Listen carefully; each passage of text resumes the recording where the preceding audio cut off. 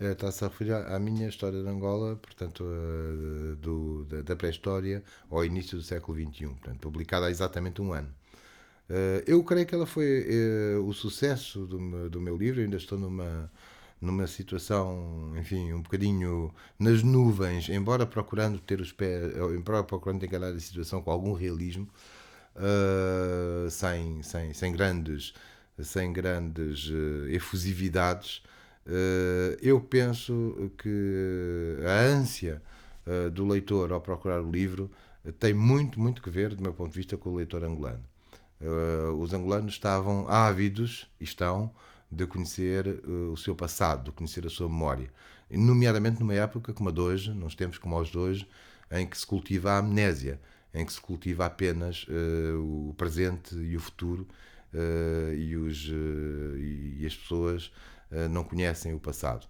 Nomeadamente o povo angolano. Eu saí por experiência própria, não apenas por eu próprio ser angolano e por ir a Angola com muitas vezes, mas também por dei aulas a muitos estudantes angolanos em Portugal, e lembro-me como é que aqueles jovens que vinham estudar e que saíam do secundário estavam sedentos de conhecer a história de Angola. Por outro lado, também acho que é um tema que interessa a outros públicos. O livro, por enquanto, só tem edição portuguesa. Eu espero uma edição angolana para dentro de algum tempo. Mas também interessou ao público português. Porquê? Porque na sociedade portuguesa o facto colonial tem sido também ele silenciado. De uma forma diferente do que acontece em Angola, mas também tem sido.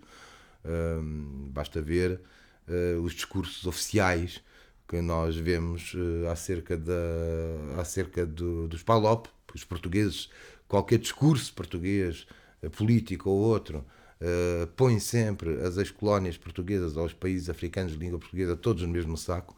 O português comum continua a não saber distinguir o angolano do comum dos africanos. Não obstante, nos últimos 10 anos, em Portugal, haver muita gente que diz que sabe distinguir os angolanos, mas normalmente distingue alguns angolanos, que são aqueles angolanos, que é uma minoria de angolanos que tem poder económico e que vai fazer compras aos grandes centros comerciais portugueses. E, portanto, se é um indivíduo que é africano e que é rico, o português comum diz é angolano.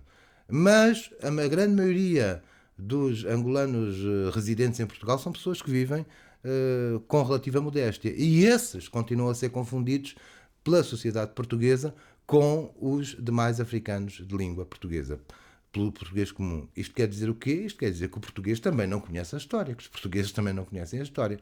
Logo, o público português também teve muito interesse na compra do livro, e por isso o livro esgotou em tão pouco tempo. E enfim, e agora, dentro de 2, 3 semanas, espero eu que saia uma segunda edição.